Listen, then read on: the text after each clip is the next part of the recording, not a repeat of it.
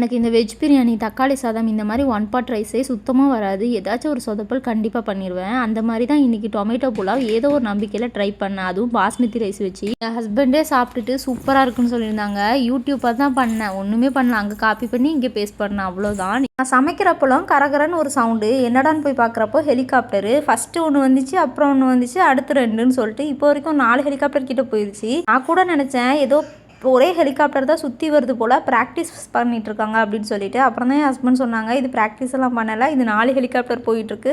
அது வந்து நரேந்திர மோடி வந்து இன்றைக்கி எங்கள் ஊருக்கு வராங்க அப்படின்னு சொல்லிட்டு.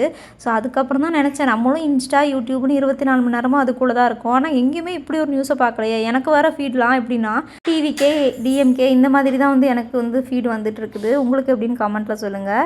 ஸோ இந்த வருஷம் வந்து என்னால் ஓட் போட முடியாது. இன்னொரு 6 வருஷம் நான் வெயிட் பண்ணணும்னு நினைக்கிறேன். ஏன்னா என்கிட்ட ஓட் ஐடியே இல்லை. ஓட் ஐடி மட்டும் இல்லாமல் இல்லை, ரேஷன் கார்டும் இல்லை. இந்த மாதிரி பல விஷயம் என்கிட்ட இல்லை. இந்தியாவுக்கு இருக்கிறேன் அப்படின்றதுக்கு ஆதாரமே இல்லாமல் சுற்றிட்டு இருக்கேன். என்ன மாதிரி நீங்களும் இருந்தீங்கன்னா மறக்காமல் கமெண்ட் செக்ஷனில் சொல்லுங்கள். இந்த ரெசிபியை கண்டிப்பாக நீங்களும் ட்ரை பண்ணுங்கள். இதோட ரெசிபி வீடியோ நான் அடுத்து டீட்டெயிலாக ஷேர் பண்ணுறேன். அண்ட் நீங்கள் வந்து உங்கள் ஓட்டு யாருக்கணும், நீங்கள் ஓட் ஐடி ரேஷன் கார்டெலாம் எடுத்துட்டிங்களான்னு மறக்காமல் கமெண்ட்ஸில் சொல்லிடுங்க. அப்புறம் நம்மளுடைய ப்ரௌனி ஆஃபர் போயிட்டுருக்குது. உங்களுக்கு தேவைன்னா ஸ்க்ரீனில் தெரியிற நம்பருக்கு வாட்ஸ்அப் பண்ணி யூஸ் பண்ணிக்கோங்க. அண்ட் இது மாதிரி மோர் வீடியோஸ்க்கு மறக்காமல் சப்ஸ்கிரைப் பண்ணி வச்சுக்கோங்க.